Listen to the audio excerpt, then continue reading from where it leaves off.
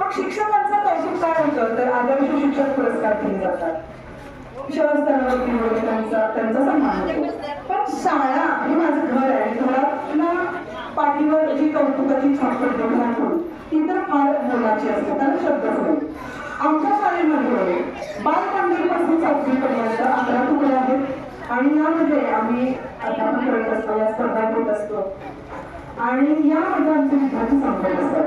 तर आमच्या शिक्षण मंडळातर्फे सर्वाधिक पारितोषिक ज्या इयत्तेला मिळालेलं असतं त्या इयत्तेच्या वर्ग शिक्षिकांसह त्या विद्यार्थ्यांना जनरल चॅम्पियनशिप दिली जाते आणि ती जनरल चॅम्पियनशिप प्रदान करण्यासाठी मी सर्व मान्यवरांना निमंत्रित करते. तो वर्ग आहे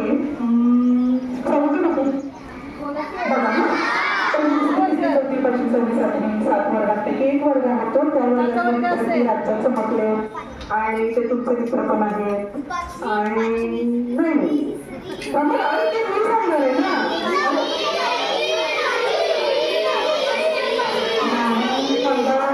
सगळ्यात जास्त पुरस्कार मिळालेले आहेत, जास्त प्रमाणपत्र मिळालेले आहेत, जास्तीत जास्त बक्षीस मिळवलेल्या जो वर्ग आहे त्या वर्गाचा पण कौतुक करायचा तो वर्ग आहे.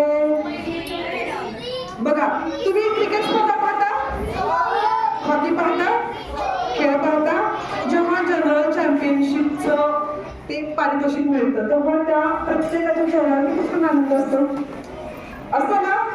तर तुम्ही पाहणार आहात त्या त्याचं नाव सांगते ना, ती इयत्ता आहे मान्यवरांना विनंती करते त्यांनी यावं आणि त्या जनरल चॅम्पियनशिपला भाग घेऊन जातं बरं का. आणि तो वर्ग